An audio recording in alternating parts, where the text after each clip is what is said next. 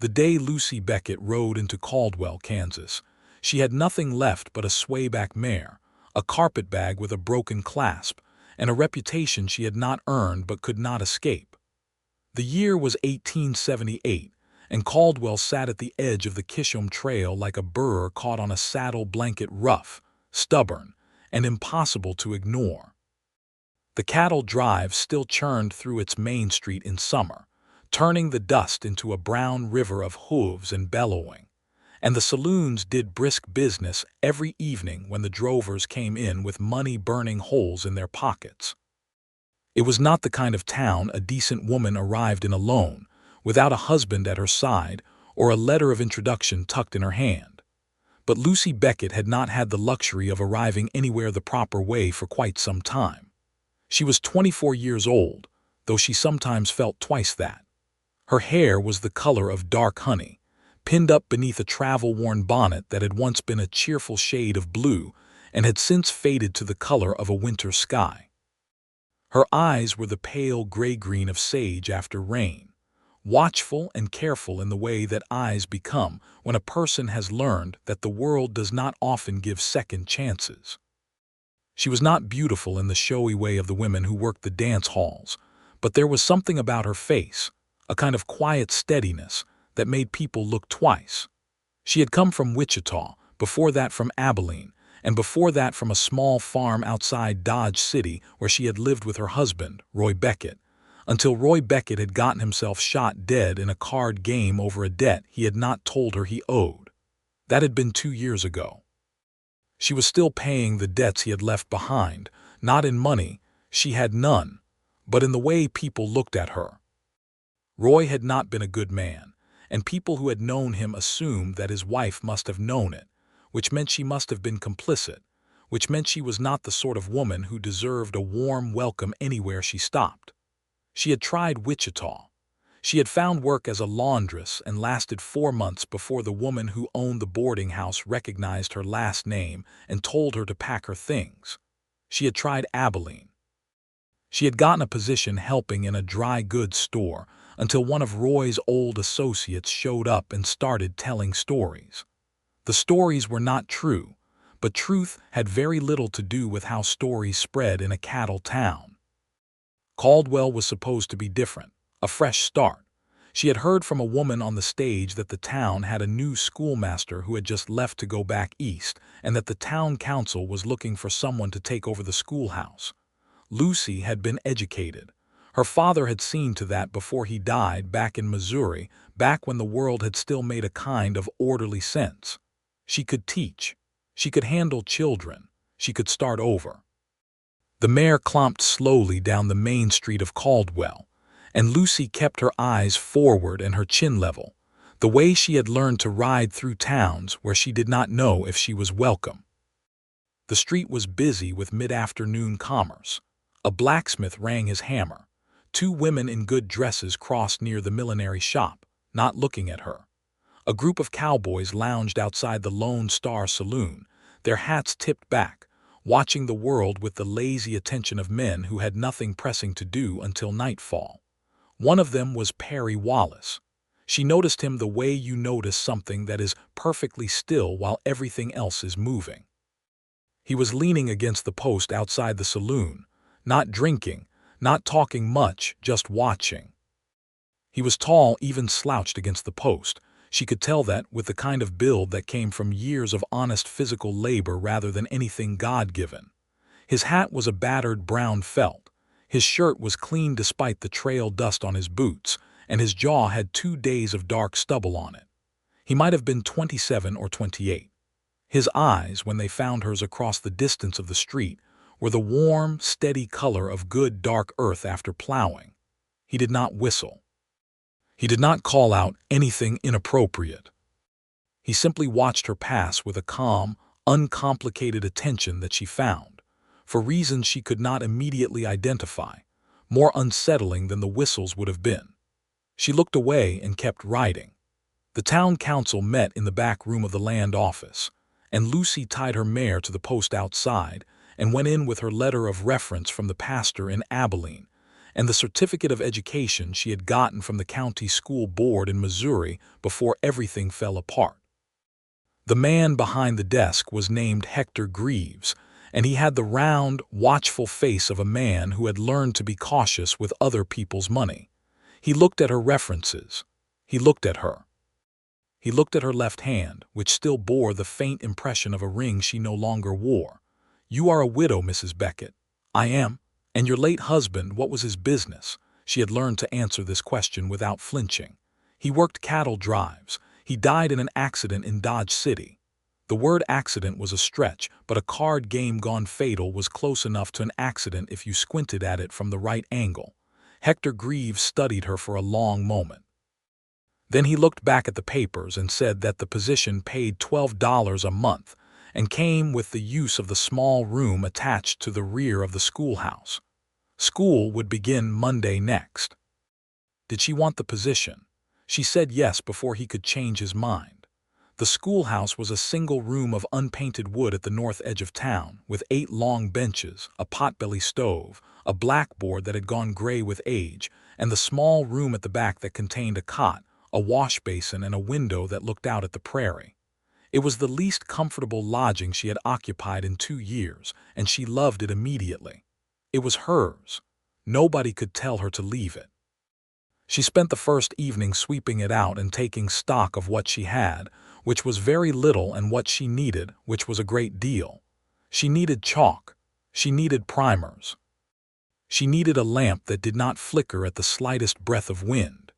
She made a list and calculated what $12 a month might cover and what it could not, and she went to bed on the narrow cot with the sound of the prairie wind moving through the grass outside her window, and she slept better than she had in months.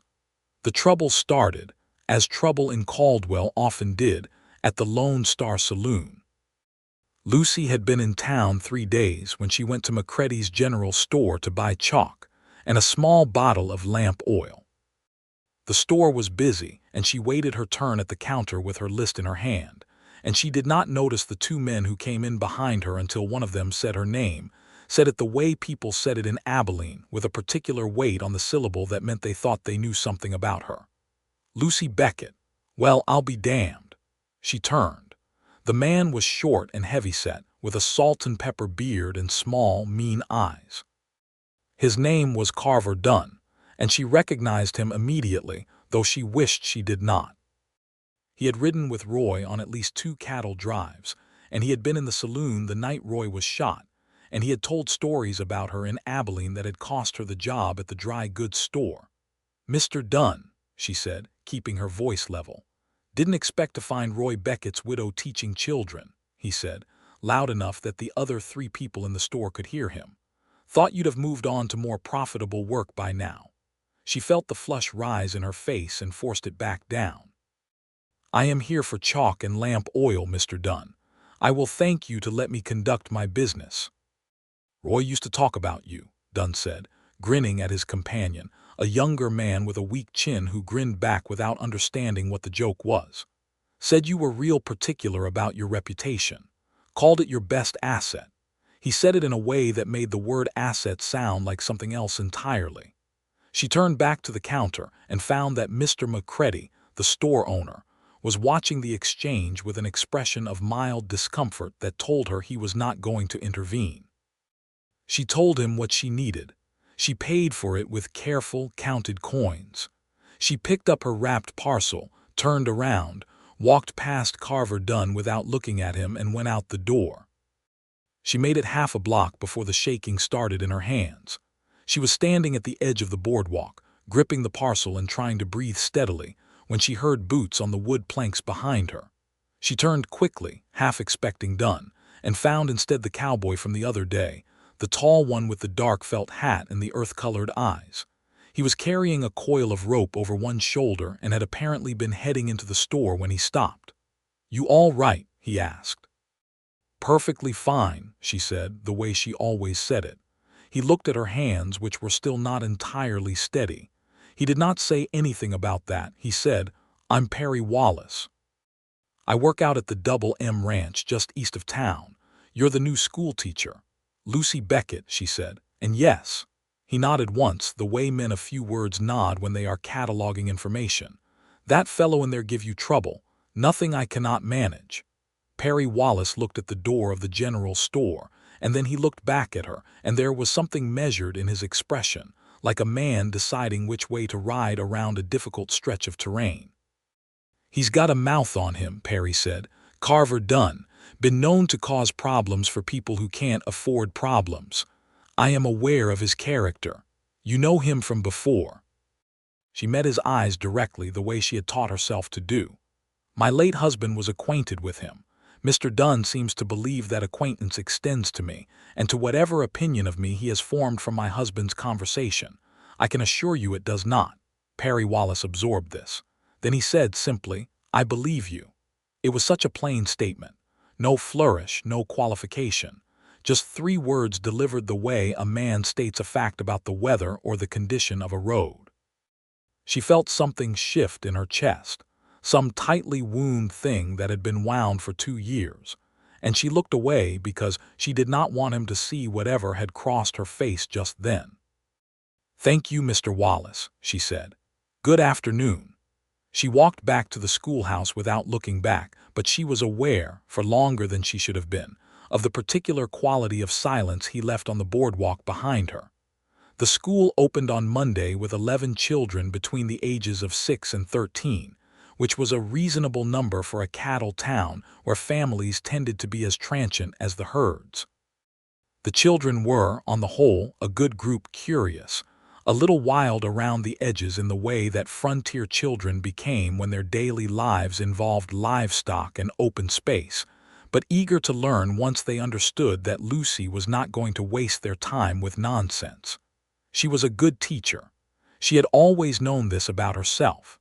She made the lessons interesting. She told stories alongside the arithmetic, wove history through the spelling, and by the end of the first week, she had 11 children who were actually enthusiastic about coming to school, which was more than most teachers in Kansas could claim. On Friday afternoon, when the last of them had gone home, she was erasing the blackboard when the door opened and Perry Wallace came in. He had his hat in his hands. This struck her as a careful, deliberate thing, a man who removes his hat before entering a schoolroom. He was carrying something wrapped in brown paper, which he set on the nearest bench with the slightly awkward care of someone not entirely sure how to deliver a thing. "I heard from the McCready boy, he's one of your students, that your lamp was giving you trouble," Perry said. "I was in the hardware store anyway." She crossed to the bench and looked at the package. It was a lamp. Good one, the glass chimney intact, the wick new, better than the one she had. She looked at it for a moment and then she looked at him. "Mr. Wallace, I cannot accept a gift from a man I barely know." "It is not a gift," he said, with a directness that was somehow not unkind. "Consider it on loan from the ranch. We have more lamps than we need. Your students cannot afford to have their teacher going half-blind trying to grade papers by a faulty flame. That is a very specific justification." "I am a very specific man." She almost smiled at that, almost. She looked back at the lamp. "I will accept it on loan," she said finally. "And I will return it when the town council sees fit to provide proper equipment for their schoolhouse." "That might be a while," he said. "Hector Greaves is not known for spending money he does not have to. So I have gathered." There was a pause then, the kind of pause that is not uncomfortable but is aware of itself, if that makes sense. He did not move toward the door immediately. She did not return to the blackboard immediately. The late afternoon light came through the schoolhouse windows and made long golden rectangles on the wooden floor, and outside the wind moved through the grass with the sound of the prairie breathing. "How are you finding Caldwell?" he asked. "It is a town," she said, "like other towns. You have been in a few, more than I would have chosen." She said it without self-pity, just as a statement of fact. He nodded. "Where are you from originally?" "Missouri, a small place you would not know. My father had a farm." She paused. "He died when I was 17. I married at 19. She was not sure why she was telling him this. She did not usually tell people things. "And your husband has been dead for 2 years, she said. "And was not a good man for most of the years before that. which is not something I say to make myself interesting, Mr. Wallace. I say it because I have found that people in towns like this tend to find out eventually, and I would rather be the one who tells the plain version than have someone like Carver Dunn tell the decorated one. Perry Wallace looked at her for a long, steady moment. That took some courage to say. It took some experience, she corrected. He turned his hat in his hands once and then said, Dunn left town this morning, heading south with a drive. He will be gone at least 3 months. She felt the knot in her shoulders release slightly. I see. Thought you might want to know. Thank you, she said. That is yes, thank you. He settled his hat back on his head and moved toward the door. At the threshold he turned back, and there was something in his expression that was careful and honest, and she realized with a start a little hopeful. There is a social at the church on Saturday. Reverend Hollis puts them on at the end of every month. Most of the town comes. Good food, good music. He paused. I wondered if you might like to attend. She looked at him. She had been looked at in enough ways to recognize the difference between a man looking at a woman, the way Carver Dunn looked at women, and a man looking at a woman, the way Perry Wallace was looking at her now, with respect and careful attention, and something warm underneath that he was not pressing her to acknowledge. I will think about it, she said. He nodded once, entirely without disappointment or pressure, and said good evening and left. She stood in the empty schoolhouse for a long moment after he was gone, the new lamp on the bench beside her, and the late afternoon light still making its golden rectangles on the floor, and she pressed her hand flat against the top of the nearest desk and told herself to be sensible. She went to the social. She almost did not. She stood in the small back room of the schoolhouse on Saturday evening in her best dress, which was a deep blue wool that had seen better days but still sat well on her, and she looked at her reflection in the small piece of mirror above the wash basin and catalogued all the reasons why going was a poor idea. She did not know enough people in town to feel comfortable. The people she did know thought her suspicious. Perry Wallace was a cowboy who worked at someone else's ranch, and cowboys moved on. That was what they did. They followed the cattle and the seasons. And she had made one catastrophic mistake in her life by attaching herself to a man who could not be relied upon to stay, and she was not going to make that mistake again. Then she put on her hat, picked up her shawl, and went. The church was lit up against the dark prairie, warm and loud, the sound of a fiddle carrying clear out to the street. Inside, tables were set up along the walls with dishes. People had brought cornbread and beans, salt pork, pickled vegetables, 2 kinds of pie.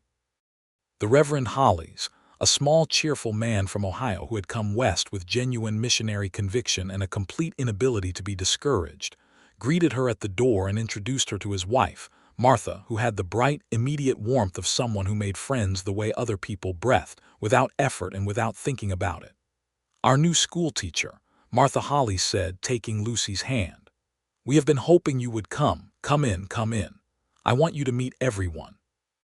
Martha Hollis proceeded to march Lucy around the entire church, introducing her to approximately 40 people in the space of 20 minutes, and by the time the introductions were done, Lucy knew the names of the blacksmith, 2 cattle ranchers, the town doctor, a dry, precise man named Dr. Abner Flood, 4 ranch wives, a half-dozen cowboys, and the woman who ran the boarding house, whose name was Pearl Dawson, and who turned out to be nothing like the woman who had thrown Lucy out of her boarding house in Wichita. Pearl Dawson was large, loud, and kind, with red hair going to gray, and an opinion about everything that she delivered without malice, which was, Lucy had learned, a rare and valuable quality. Perry Wallace arrived about 20 minutes after Lucy did. She was talking to Pearl Dawson about the primer books she needed for the school when she saw him come through the door. He had cleaned up. His shirt was fresh and his jaw was shaved, and he wore a dark vest over the shirt that gave him a slightly more formal look than the trail dust of their previous encounters. He scanned the room with the unhurried ease of a man who is comfortable in his own skin, and when he found her, his expression did something quiet and warm that he did not seem entirely aware of. He worked his way over to her side without hurrying, stopping to greet people along the way, and arrived with a tin cup of something lemonade, she thought, which was an unexpected luxury which he handed to her without ceremony. "You came," he said. "I said I would think about it," she replied. "I thought about it, and your thinking led you here. It appears so."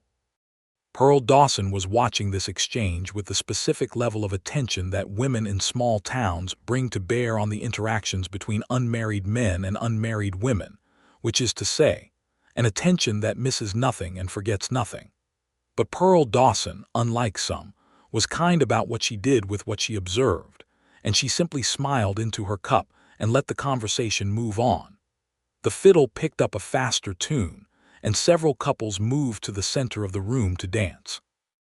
Lucy watched them. She had not danced in she could not remember how long. Roy had not been a dancing man, which was one of the more minor of his failings. "Do you dance?" Perry asked. "I used to." "Would you like to again?" She looked at the dancers. Then she looked at him. "I have not forgotten how," she said, "but I should warn you that I am somewhat out of practice." "That makes two of us," he said, and set down his cup and held out his hand. He was not a graceful dancer exactly, but he was careful and steady, and he kept good time, and he was considerate about the space between them, close enough to be proper partners, not so close as to be forward. They danced one song, and then a second, and by the third she had stopped thinking about it and was simply dancing, which was the way dancing worked when it was going well. When the fiddle took a rest, they found a spot along the wall and stood together in the particular comfortable quiet of two people who do not need to fill silence with noise. Outside, the prairie night had gone fully dark, and the stars over Kansas were extraordinary, the kind of stars you only got that far from the eastern cities, thick and cold and close, like salt spilled across a dark table. "Tell me about the ranch," she said. "The Double M. It belongs to a man named Matthias Moore," Perry said. "Good man, fair. He has about 4,000 acres east of town, runs beef cattle, has a good crew. I came up from Texas 3 years ago, joined the outfit when I passed through, and stayed when I found I liked the work and liked the country. Do you own anything of your own?" He was quiet for a moment, and she got the sense she had touched something he thought about carefully. "I have been saving," he said. "There is a piece of land about 6 miles north that I have had my eye on for a year. The man who owns it is thinking about selling. It would be a start, not much, just a start, but the soil is good and there is a creek that doesn't run dry in summer. You want your own place." "I always have," he said. It was a simple statement without apology or grandiosity. A man knowing what he wanted and saying so plainly. "How old are you?" she asked. 28, he said. "You?" 24. He nodded slowly. "You seem older," he said, and then, apparently realizing how that sounded, added, I mean you seem like someone who has thought carefully about things." She did almost laugh then, a real laugh, not the polite kind. "That is a kind way to say I seem tired." "That is not what I meant at all," he said, and he was looking at her with an expression that was suddenly serious and direct, the kind of expression that made her feel seen in a way she was not accustomed to being seen. "I meant that you seem like someone who knows her own mind. That is not a common thing." She looked at the dancers who had begun again. "I know my own mind," she agreed. "I am not always certain where it leads me." "That makes you human," he said, "not damaged." She turned to look at him sharply because that was precisely the word she had been thinking, damaged, and she had not said it aloud. "People talk," he said quietly. "In a town this size they always talk. I have heard what Dunn says about you. I do not give it weight, but I want you to know that I have heard it and dismissed it, so that there is nothing between us that I am pretending not to know." It was an extraordinary thing to say. She held it for a moment, this clean, open statement, like she might hold a piece of good cloth up to the light to examine its quality. "You are a very direct man, Mr. Wallace," she said finally. "Perry," he said, "if you're agreeable." She considered. "Lucy, then," she said. He smiled. It was not a large smile, not the kind that took over a face, but it was genuine, which was worth more. "I'm glad you came to the social, Lucy." "So am I," she admitted, and was surprised by how true it was. The weeks that followed were the quietest, most regular weeks Lucy had spent in 2 years. She taught her students 5 days a week. She graded their papers by the light of Perry's loaned lamp in the evenings. She attended Sunday services at Reverend Hollis's church and sat with Pearl Dawson, who had appointed herself Lucy's closest friend, with the efficient certainty of someone who has decided a thing and sees no reason to dawdle. She learned the rhythms of Caldwell when the cattle drives came through and the streets got loud, when the mail stage arrived on Tuesdays and Fridays, when the weather was likely to turn, and which men you avoided on payday. Perry came to the schoolhouse twice more that first month, both times with plausible reasons that were, she gradually came to understand, pretexts. The first time he brought firewood, because the nights were getting cold and the potbelly stove ate through wood fast, and he had happened to have a surplus. The second time he came to say that the McCready boy, James, who was one of her brighter students, had been having trouble at home and she might want to know about it. She did want to know about it, and she appreciated his telling her, and they ended up talking for an hour by the schoolhouse door about James McCready and about education generally, and about what it meant to give a child in a frontier town the kind of learning that would actually serve them in the world they were going to live in. He was interesting to talk to. She had not expected that. He had not been schooled much past the basics, but he had read widely and thought carefully about what he had read, and he held opinions with conviction but not rigidity, which was, she was discovering, an exceptionally rare quality. She found herself looking forward to these conversations in a way that she then spent time analyzing and cautioning herself about. Pearl Dawson noticed. Pearl Dawson noticed everything. "Perry Wallace has been seen at the schoolhouse," she said one Tuesday after church, with the exact tone of a woman not saying all that she is thinking. "He brought firewood," Lucy said. Said Pearl.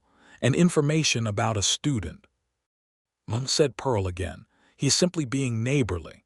Pearl Dawson looked at her with the expression of a woman who has seen 30 years of prairie life and is not remotely fooled by any of it.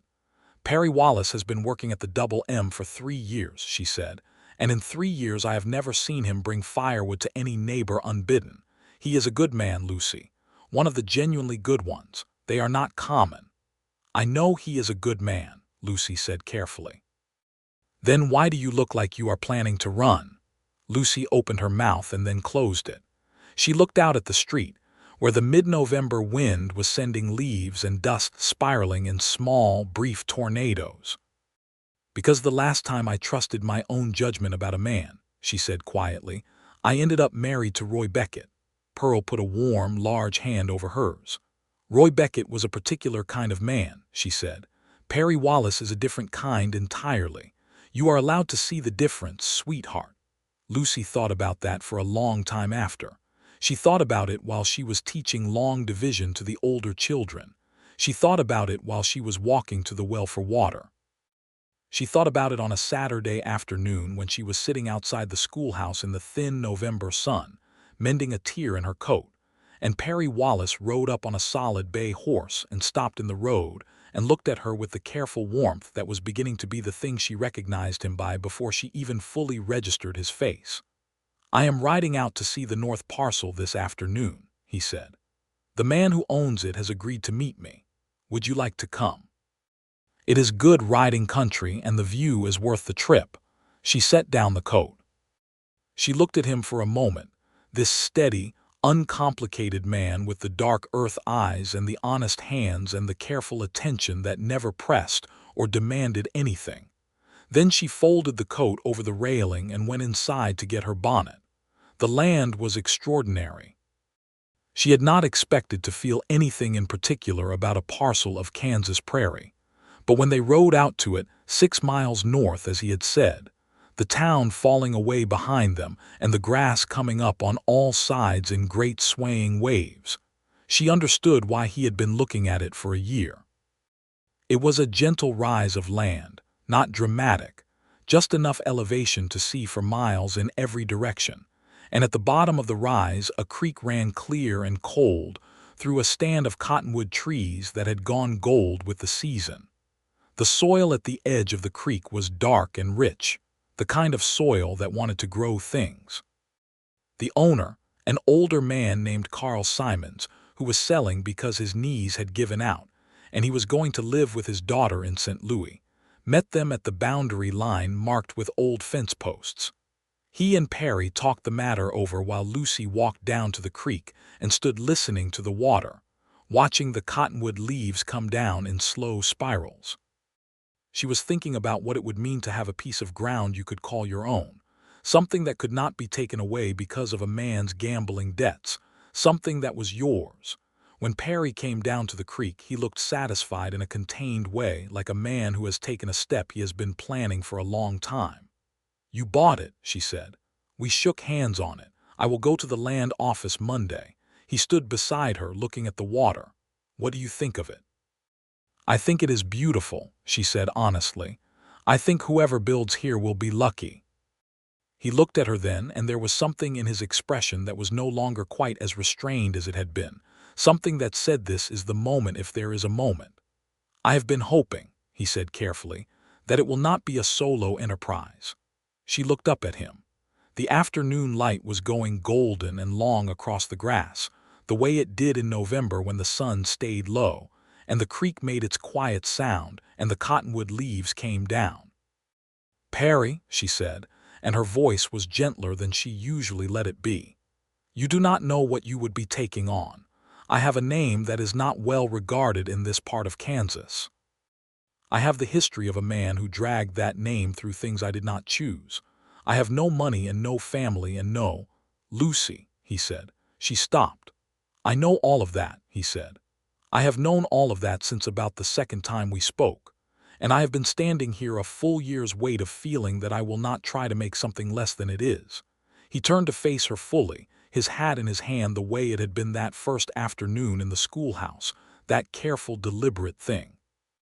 "You told me not long ago that you know your own mind. I know mine. You are the most honest, capable, clear-eyed woman I have ever known. And if you think I am put off by the particulars of your past, you do not know me as well as I hoped you might by now." "I am not worth the trouble," she said. It came out the way it always came out when she tried to say it, flat and factual, because she had said it enough that it had become the kind of truth she kept for practical use, not for cruelty. Perry Wallace looked at her with those dark earth eyes, and the corner of his mouth turned up in the unhurried way it sometimes did, and he said, "Lucy, I have never shied from hard work." She stared at him. "The trouble is not trouble to me," he said. "The work is not work I would refuse, not for you." The creek ran quietly. A cottonwood leaf came down and landed on the water and was carried away. She stood there in the November light on the rise of prairie land that he had just bought with his 3 years of saved wages, and she felt something in her chest that had been locked for a very long time turn slowly, like a key in a mechanism, until something opened. "You are a very determined man," she said, and her voice was not quite steady. "I am," he agreed pleasantly. She looked at the creek. She looked at the land. She looked at him. "What are you asking me exactly, Perry Wallace?" "I am asking if you will allow me to court you," he said. "Properly, openly, with every intention of asking a further question in due time, if you will have me." He paused. "I am not Roy Beckett. I cannot promise you that life will be without difficulty because life on the frontier never is. But I can promise you that I will not run, and I will not gamble away what we build, and I will not make you ashamed of my name." She believed him. That was the thing that was most frightening. She believed him completely. "All right," she said quietly. "All right," he repeated, like it was a complete sentence, which in some ways it was. They rode back to Caldwell in the long golden evening, side by side, not saying much, which was its own kind of conversation. The courtship was proper and unhurried and entirely obvious to every person in Caldwell, which meant it was the subject of discussion in every parlor, kitchen, and dry goods store within a week. Lucy discovered that she cared about this less than she had expected to. There was something about being seen clearly by him, and then, through the confidence his regard gave her, by the town, that had been changing the quality of her days in ways she was still cataloging. Pearl Dawson was publicly delighted. Reverend Hollis and his wife, Martha, treated the whole thing with the careful joy of people who genuinely wanted both parties to be happy, and were trying not to show how pleased they were in case they jinxed it. Matthias Moore, Perry's employer, said nothing about it to Lucy directly but stopped Perry after supper one evening and told him, apparently, that he was glad the boy was finally doing something sensible, which Perry reported with the dry amusement of a man who found his own life somewhat funny. Perry came to the schoolhouse on Tuesdays and Thursdays, always with a reason, because he was nothing if not conscientious about propriety, though the reasons became increasingly transparent over time. One Tuesday he brought a repaired hinge for the schoolhouse door. One Thursday he came to report that the town council had approved the purchase of new primers, which was information he had gotten from Hector Greaves and brought to her personally rather than waiting for official notice. One Thursday he simply arrived and said, "I thought I would see how you are doing," and she laughed outright at this, a real, unguarded laugh, and he looked pleased with himself in the way of a man who has heard something beautiful and produced it himself. December arrived with cold and blue skies. The cattle drives had ended for the season, and Caldwell settled into its quieter winter rhythm. The Lone Star Saloon still did business, but the loudest cowboys had ridden south with the herds, and the town felt smaller and more itself without them. They went on rides together on Sunday afternoons, when the school was closed. He showed her the country, the draws and bluffs and creek beds of the surrounding prairie, with the proprietary pleasure of a man sharing something he loved. She found that she was beginning to love it too, this wide, demanding country that did not pretend to be gentler than it was. There was an honesty to the Kansas prairie that she had not noticed at first, being too preoccupied with the business of surviving in it, but that she could see now. It showed you exactly what it was, every day, and asked the same of you in return. On one of these rides she told him more about Roy. Not because he asked, he had never asked, which was one of the things she trusted about him, but because she wanted him to have the full version, the real account, rather than Carver Dunn's decorated one. She told him how she had married at 19 thinking Roy was something he was not, a steady man, a working man, and found out gradually, over 4 years, the full dimensions of what he actually was. She told him about the gambling, the drinking, the debts, the men who showed up at their door with hard faces wanting to be paid. She told him that Roy had never struck her, which she sometimes mentioned to make the story accurate, because she did not want to claim a suffering that was worse than the one she had actually endured, even though the one she had endured was plenty. She told him that she had been planning to leave Roy, that she had been saving money in a tin under the floorboard, that she had almost had enough when the card game happened, and the problem was resolved in the worst possible way. Perry listened to all of this without interrupting and without the expression of pity she sometimes got from people, which she could not stand. He listened the way he did most things, with full, level attention that gave what was said its proper weight. "I want to be clear about one thing," he said when she finished. "Whatever you feel about Roy Beckett, I'm not asking you to be done with grieving or done with being angry, whichever it is. I am not in competition with your past. I only want to be part of your future." She had to look away for a moment. The prairie stretched around them, enormous and patient. "Perry," she said when she had herself in hand, you are remarkably decent."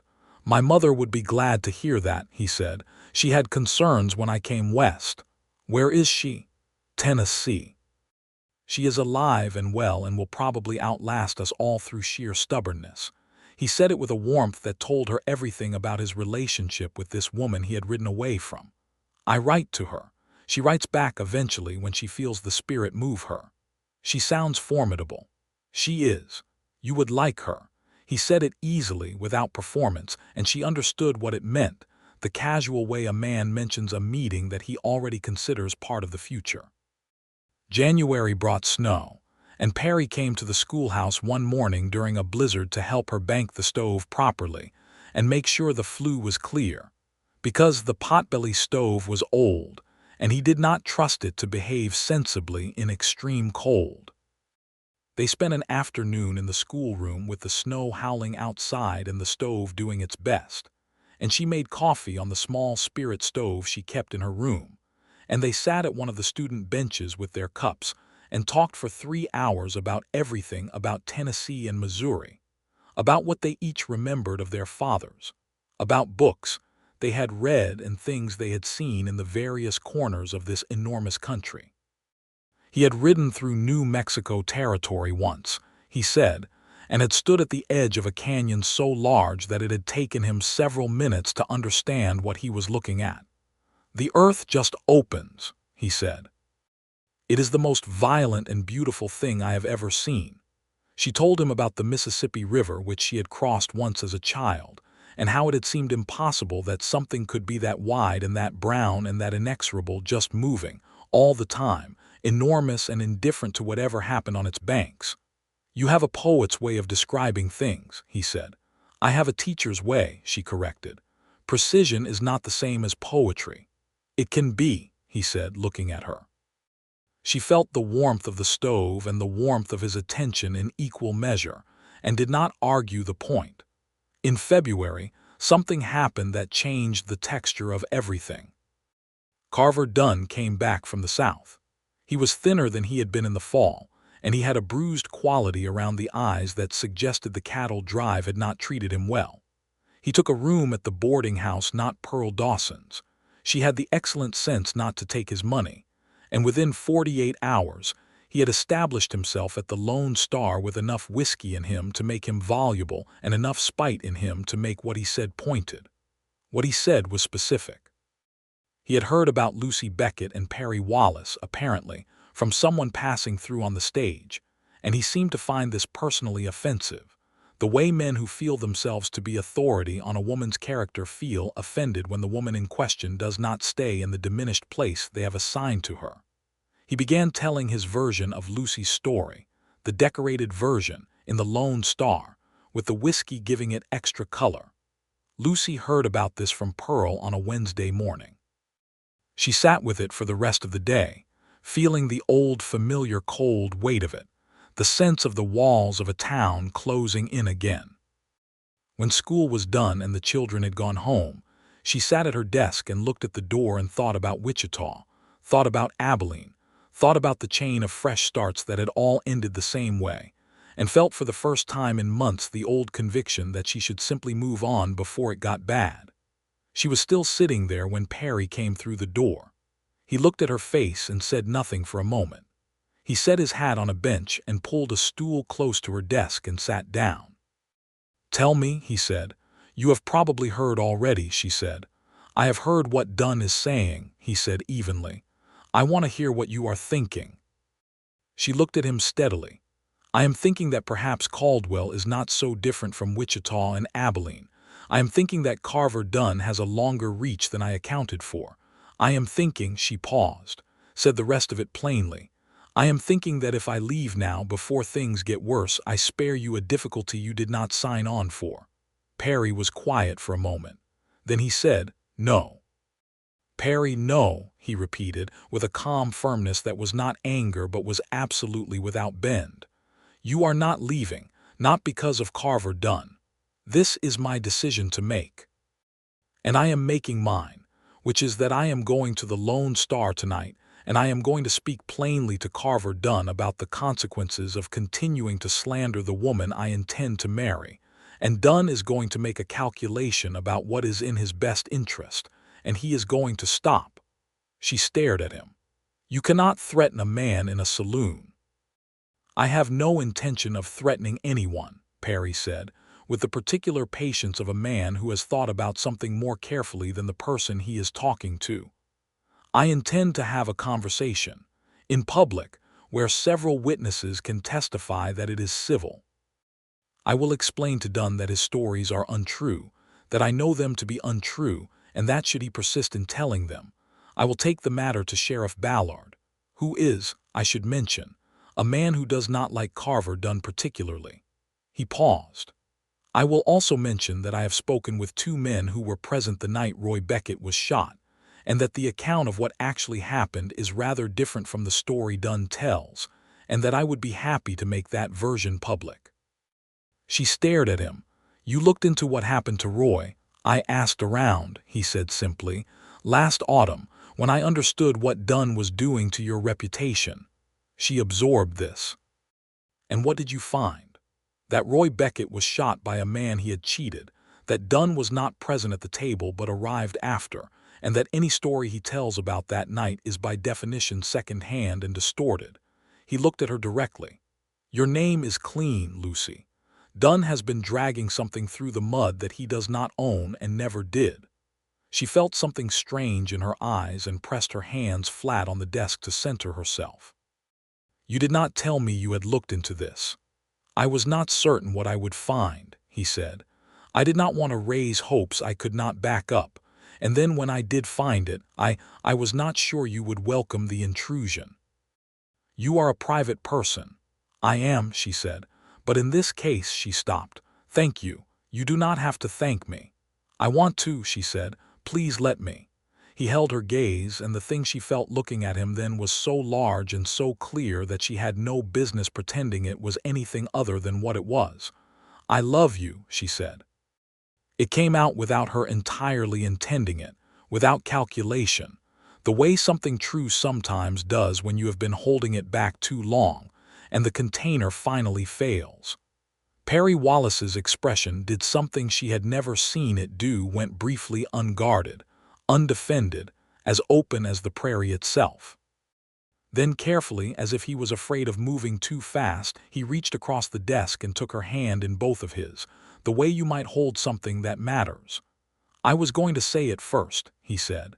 Slow, she said, and meant it as a tease, and heard the laugh in her own voice. I love you, he said.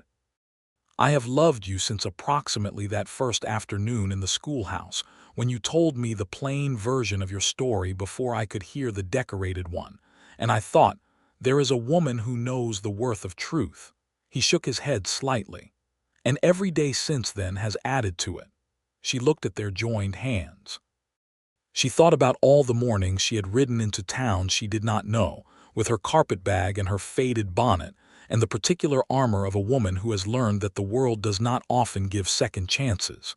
She thought about how it felt to be seen clearly and valued entirely, without exception or condition. I am not easy, she said, though it was more habit than conviction now. You are exactly the right amount of difficulty, he said. And I told you once before, I have never shied from hard work. She laughed then, really laughed, and felt the last of the locked thing in her chest come open entirely. Perry went to the Lone Star that evening. He came back an hour later and told her without embellishment that the conversation had gone as expected. Dunn had made a calculation about what was in his best interest. Sheriff Ballard, who was indeed a man who did not like Dunn, had happened to be present, which had assisted the calculation considerably. Dunn would be leaving Caldwell by the end of the week. She shook her head slowly. Just like that. Men like Dunn are bullies, Perry said. They pick on people who appear to be alone. The moment you are not alone, they reassess. She thought about the 2 years she had spent moving from town to town, alone, and what it had cost her, and what it might have cost her if she had simply had someone standing beside her. Then she decided not to spend too much time in that particular inventory. The past was the past, and the past had led her here, which was where she wanted to be. He asked her properly in March. He came to the schoolhouse on a Thursday afternoon with no pretense about firewood or student welfare, just himself, hat in hand, nervous in a way she had never seen him before and found entirely endearing. He waited until the last child had gone home and the room was quiet with late afternoon light, and then he stood in front of her desk and said her name. Lucy, he said. I have land, and I have a plan for a house on that land, and I have steady work until the house is built and savings enough to begin it. I am not a wealthy man, and I will not pretend to be. I am a working man who means to build something good, and the only thing I need, The only thing I have ever needed is for you to say yes." She looked at him. This man who had brought firewood and lamp oil and truth and steadiness, and the quiet particular warmth of someone who sees you and chooses you on purpose. "Yes," she said. They were married in April by Reverend Holly's, in the church where they had first danced, on a morning so purely beautiful that it seemed extravagant even by Kansas spring standards. The sky an impossible blue, the prairie grass just coming green, the cottonwoods along the creek in their first new leaves. Pearl Dawson stood with Lucy, as close to a family member as she had on that side of the day, and wept happily and without self-consciousness. Matthias Moore stood with Perry, and several of the ranch hands came in their best shirts and sat in the pews with the expressions of men who were genuinely glad to be there. Lucy wore the blue dress mended, pressed, and augmented with a white collar that Martha Holly's had made for her as a wedding gift. She carried a small bunch of early prairie wildflowers that one of her students, a girl named Anna McCready James's younger sister, had gathered from the fields and tied with a piece of ribbon. When Reverend Holly's got to the part about whether anyone present had cause to object, the church was entirely silent except for the sound of the wind outside and Pearl Dawson quietly blowing her nose.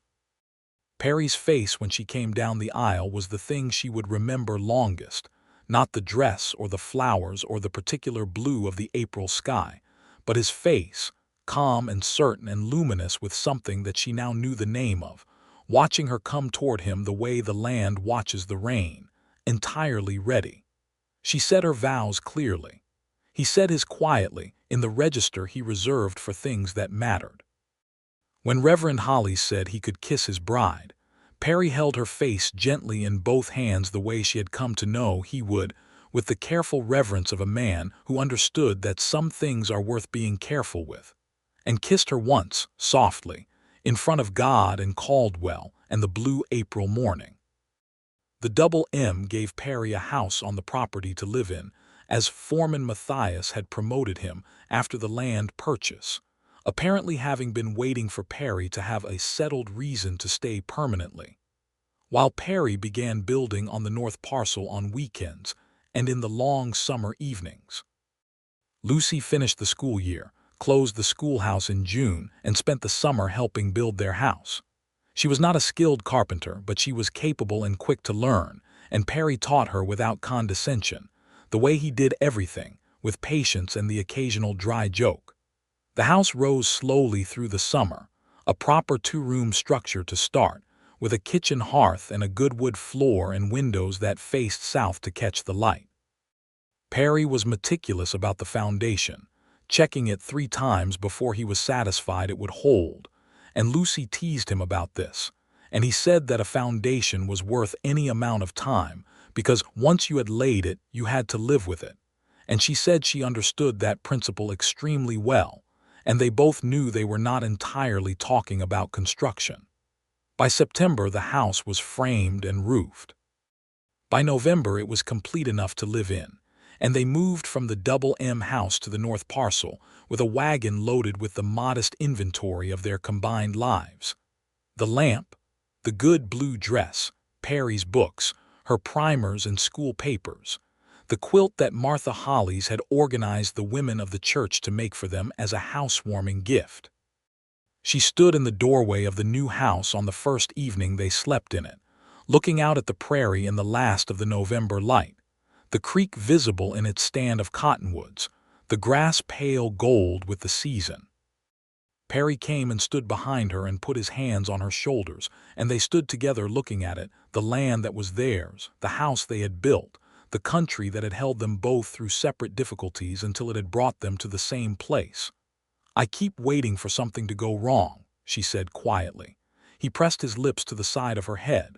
"Something will eventually," he said honestly. "That is the nature of life out here. But when it does, we will deal with it together and we will still be here afterward." She leaned back against him. "I believe you," she said. "Good," he said. "Get used to that." She turned within the circle of his arms and looked up at him in the dying November light, this man who had never once looked at her trouble and called it a reason to leave. "I love you, Perry Wallace," she said. "I love you, Lucy Wallace," he said. The name was new and fit strangely and beautifully, like a garment made exactly to measure. The winter of 1879 was a hard one, as Kansas winters tended to be long stretches of cold so dense it felt like a physical weight, the wind coming off the plains with nothing to stop it, the nights clear and starry and absolutely merciless. They stayed warm. The house held.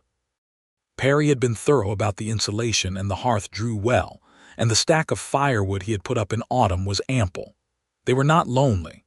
They had each other and the work, and in the evenings they read together or talked or sat in the comfortable quiet of two people who have found the one they were looking for. In the spring, she told him she was expecting a child. He went very still for a moment, the way he did sometimes when something landed with particular weight. Then he set down what he was holding and crossed to where she was standing and took her face in his hands, and looked at her with an expression so full of feeling that she had to press her lips together to hold herself. "Lucy," he said. "Yes," she said. He kissed her forehead, her cheek, the corner of her mouth. Then he held her against his chest with the quiet, steady care of a man who is holding something enormous and miraculous and entirely present. She sent a letter to Perry's mother in Tennessee, because Perry was too moved to write coherently that day, which she found privately wonderful. She wrote to Mrs. Eliza Wallace, whom she had not met, and introduced herself somewhat belatedly as Perry's wife and rather more punctually as the future mother of Eliza's grandchild.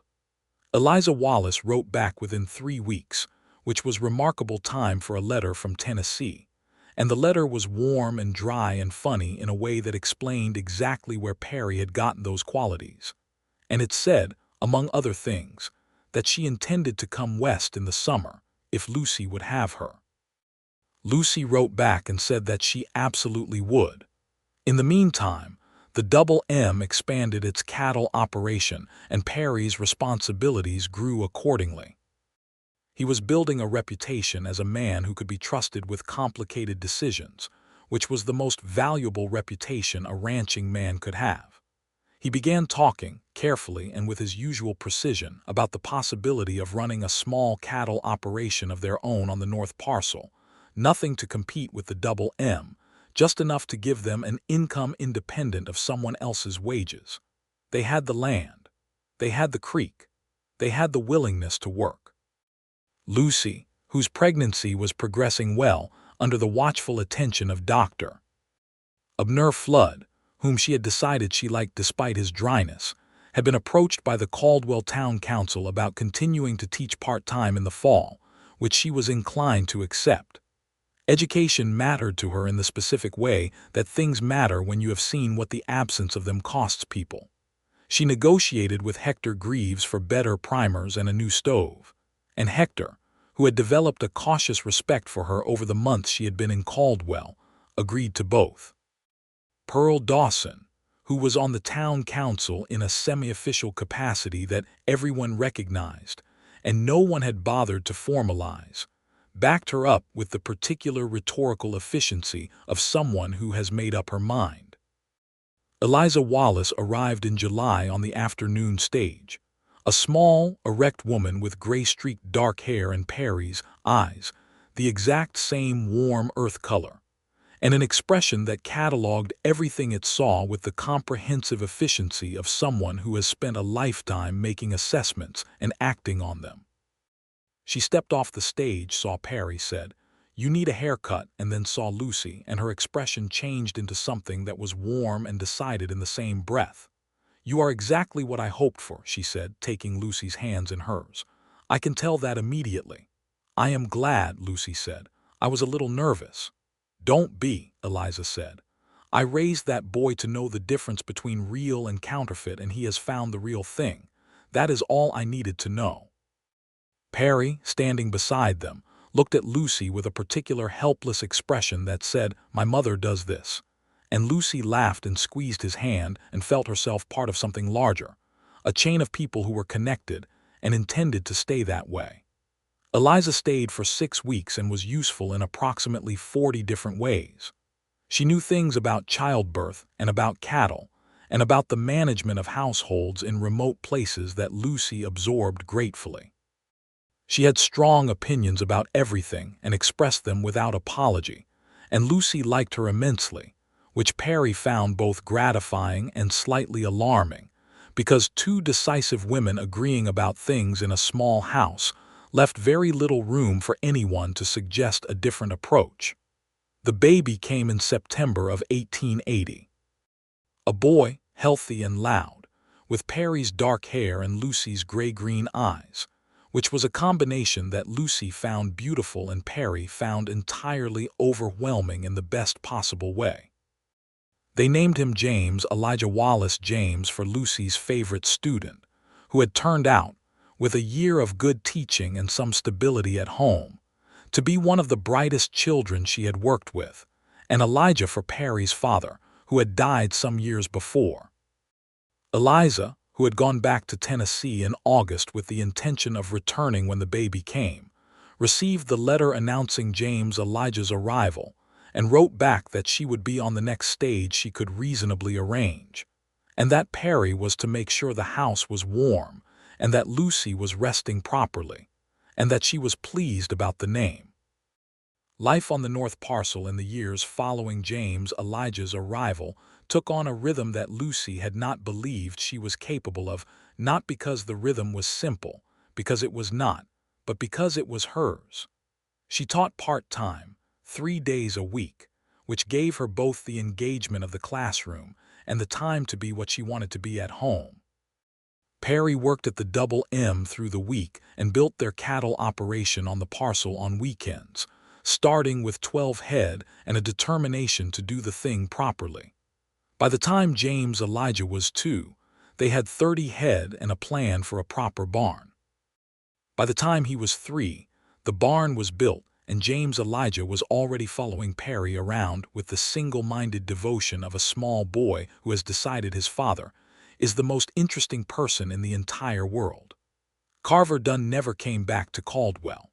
Sheriff Ballard let it be known, through the informal channels of the frontier, that Dunn's return would not be welcomed, and Dunn apparently made the calculation that the Caldwell area was not worth the difficulty.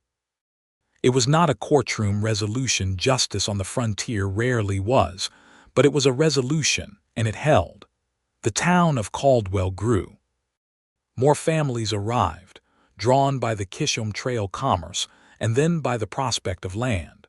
The schoolhouse got a second room added in 1881, which meant Lucy could split the younger and older children and teach both groups better. The town council, shamed by Pearl Dawson into something like generosity, funded new primers and a proper teacher's salary, and Lucy used the raise to add a small shelf of books to the schoolhouse library that she funded partly from her own pocket and partly from a fundraiser that Pearl organized with the efficient determination of a woman who has decided a thing is going to happen. Pearl Dawson remained the great fact of Lucy's life in Caldwell outside of her family. They had Sunday dinners together. They argued about town politics with the pleasure of two people who enjoyed a good argument and trusted each other enough to have one. Pearl never married. She said she had been married once and found the institution adequate, but once was plenty. But she was, in the fullest sense of the word, family to both Lucy and Perry, and to James Elijah, who called her Aunt Pearl and tried to follow her around the boarding house whenever they visited, fascinated by her absolute authority over every situation she entered.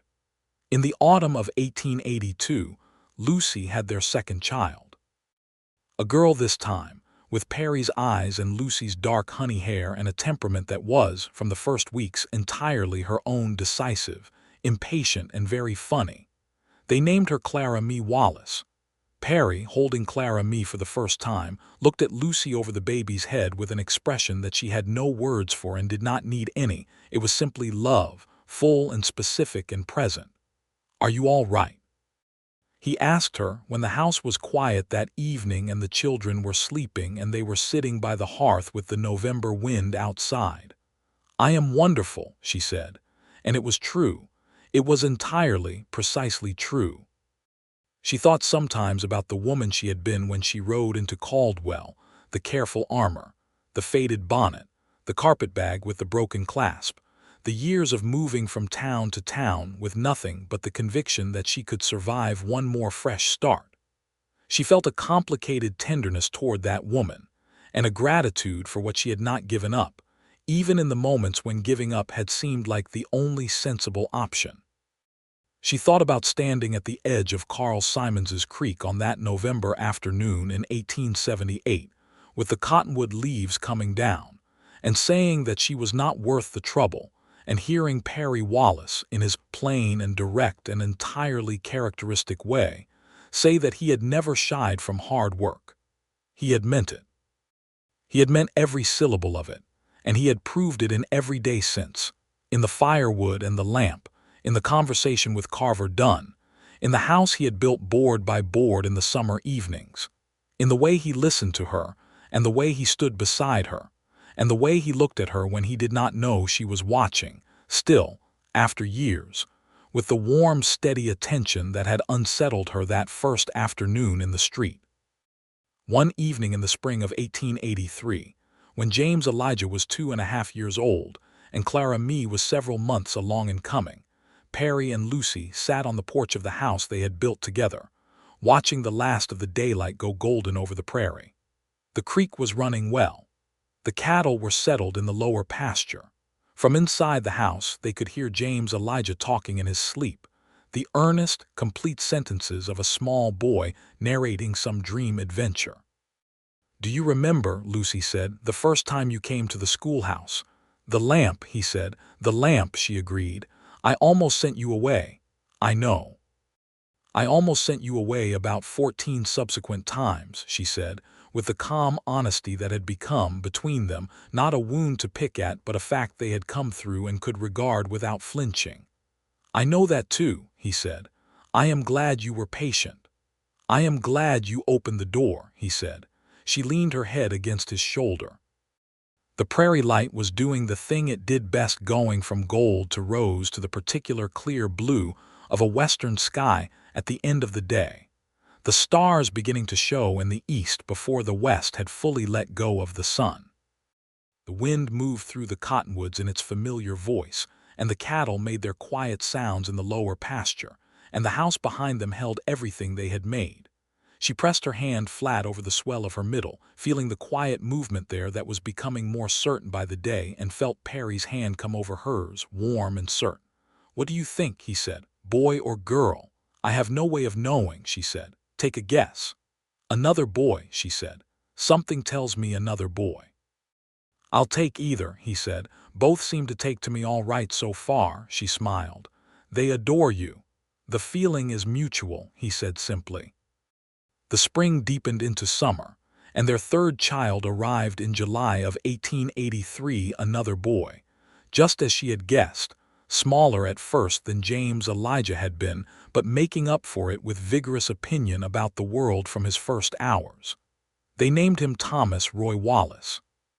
Roy, because Lucy had decided, with the particular peace of a woman who has sorted through her past and knows where each piece of it belongs, that her past deserved acknowledgement even when it was painful, and that carrying the name forward was better than being afraid of it. Perry had agreed without reservation.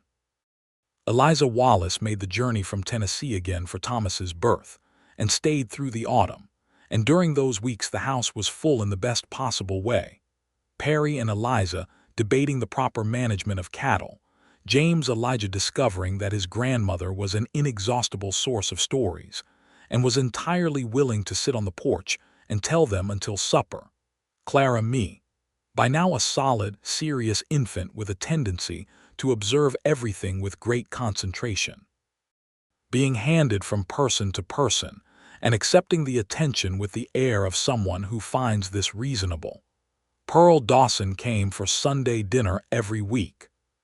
She held Thomas with the competent ease of a woman who has handled other people's children for decades, and she looked around the table one evening, Lucy and Perry, the 3 children, Eliza herself, and said, with the directness that had always been her best quality. "This is a good thing you two have built here." "Yes," said Perry. "Yes," said Lucy. They looked at each other across the table, over the heads of their children, and through the comfortable noise of a household full of people who belong to each other. And the look contained everything that two people accumulate over 5 years of real partnership. The work and the arguments and the cold winters and the difficult mornings and the good evenings and the private jokes and the particular wordless communication that develops between two people who have decided to pay thorough attention to each other for the rest of their lives. "We have, haven't we?" Lucy said softly, not as a question. Perry reached across the table and took her hand in his. His hand was large and warm and work-roughened, and she knew every callus on it. "We have," he said, "and we're not done." She squeezed his hand. Across the table, Eliza Wallace pretended not to notice she was smiling, and Pearl Dawson did not pretend at all. Caldwell changed over the years the way frontier towns changed. The cattle drives peaked, and then, with the railroads pushing further west and the range fencing changing the nature of ranching, began to diminish, and Caldwell shifted from a trail town to a farming and ranching community with a more settled character. New families put down roots. The schoolhouse added a third room. The town got a proper doctor's office when Dr. Flood's knees gave out, and a younger man named Dr. Charles Webb arrived from Ohio, full of the latest Eastern medicine and an eagerness to apply it to frontier conditions. The Double M kept operating, and Perry's relationship with Matthias Moore evolved over the years into something that was more partnership than employment. Moore was aging. His own children had gone east, and he had come to rely on Perry's judgment with an increasing openness. There were conversations, careful and honest, about the future of the ranch and what it might look like when Moore was ready to step back. And Perry handled those conversations with the same precision and straightforwardness with which he handled everything. Lucy taught until James Elijah was old enough to sit in the back of her classroom and watch his mother work with the concentrated pride of a 7-year-old who has decided his mother is considerably more impressive than he had previously understood. She kept teaching. She loved it too much to stop, and she was good at it, which Hector Greaves acknowledged in his cautious way, by continuing to raise her salary by modest but consistent increments. She had carried, for years, a particular piece of language in the back of her mind, the way you carry something small and important in a coat pocket, not always thinking about it but aware of its weight, reaching for it sometimes in moments of doubt. "I have never shied from hard work." She had come to understand, over the years, that it was not just a statement about what he was willing to do for her. It was a statement about how he understood love itself, not as a feeling that either existed or didn't, not as luck or fate or something that happened to you, but as a practice, something you showed up to every day with your full capability and your best effort and your willingness to stay. He showed up. Every day he showed up. It was the simplest thing and the most extraordinary thing, and she had learned over the years to receive it without argument, to trust that it was real, to trust that she deserved it, to trust, most fundamentally, herself. She had been worth the trouble. She had known it in some interior room of herself all along. It had only taken someone to say it aloud for her to finally believe it. On a September evening in 1885, she stood at the window of the house on the north parcel and watched Perry come up from the lower pasture with James Elijah beside him, the boy nearly 5 years old now, earnest and long-legged, and as forthright as both his parents, and Thomas on his shoulders, dark-haired and grinning at the height, and Clara Me running ahead of them all toward the house with her braids flying and her serious face broken open by delight. The cottonwoods along the creek were turning gold, the same gold they had been turning on that November afternoon 7 years before when she had stood at the edge of that creek and made the decision that had changed everything. She pressed her hand against the warm glass of the window and watched her family come home in the September light, and felt the particular quality of happiness that is not giddy or desperate, but simply present, solid and real and here, as reliable as the prairie grass, as deep as the good dark soil along the creek. Perry looked up and saw her through the window. He smiled, that quiet, genuine smile that had never gotten smaller, and lifted a hand. She smiled back and went to open the door. The supper she made that night was nothing unusual: beans and salt pork and cornbread, the honest food of people who worked the land and fed themselves well on what the land offered. The children were loud and funny at the table. Thomas fell asleep in his chair before the meal was finished, which made James Elijah laugh so hard he nearly fell off his own chair, which made Clara me give them both the long-suffering look she had apparently been born knowing how to deploy. Perry ate with the appetite of a man who had done a full day's work and was satisfied by it. He caught Lucy's eye across the table 3 times, and each time the look between them was brief and warm and said everything. When the children were in bed and the house was quiet, they sat on the porch in the cool September night, the stars overhead brilliant and close in the way she had come to think of as theirs specifically, though she knew they belonged to everyone. "James Elijah told me today that he wants to be a rancher," Perry said. "Of course he does," Lucy said. "And Clara me told me she wants to be a teacher." Lucy felt the warmth of that move through her. "Did she?" "She said, very specifically, that she wants to know things and explain them to people who do not know them yet." Perry's voice held the precise quality of a man quoting something verbatim because he understood it was worth remembering exactly. "I thought that was as good a definition as any." "It is a better definition than most," Lucy said. The prairie night was enormous around them, the way it always was, the grass and the sky and the cold burning stars, the creek murmuring down in its cottonwood stand, the cattle settled in the lower pasture. It was the same country that had held her when she arrived with nothing, the same wind, the same grass, the same vast, indifferent beauty that asked everything of you and gave everything back if you were willing to stay. She had stayed. He had given her the reason to. Perry reached over and took her hand in the dark, his thumb moving across her knuckles in the familiar way, and she leaned her shoulder against his and looked up at the stars and felt, with a fullness that had no edge to it, that she was home. Not in the house, though the house was hers. Not in Caldwell, though Caldwell had kept her. But here in this life she had built beside this man who had seen her clearly and chosen her completely and never once, not for a single day in 7 years, given her reason to doubt that he was exactly where he had chosen to be. She had told him she was not worth the trouble. He had been right about that, as he had been right about most things. She was worth it, she always had been. And this, the porch and the stars and the sleeping children and the golden September air and his hand warm in hers, this was the proof, simple and complete and requiring nothing further. "Perry," she said. He said, "Thank you." For what specifically, she considered. For being the kind of man who stays. He was quiet for a moment. Then he said, "Thank you for being the kind of woman who finally let me." She pressed her lips together against the feeling and then let it come anyway, because there was no longer any reason to hold it back. The prairie wind moved through the cottonwoods, and the creek ran clear and cold in the dark, and the stars burned overhead with their ancient patient light, and Lucy Wallace sat on the porch of her own house beside the man she loved and felt, for the first time in her life, entirely and irrevocably at peace. The following spring, when the grass was coming green and the cottonwoods were in their first leaves, and the whole of the north parcel seemed to be waking up from the inside out, Perry signed the papers with Matthias Moore that made him a partner in the Double M operation, alongside his own growing herd on the parcel.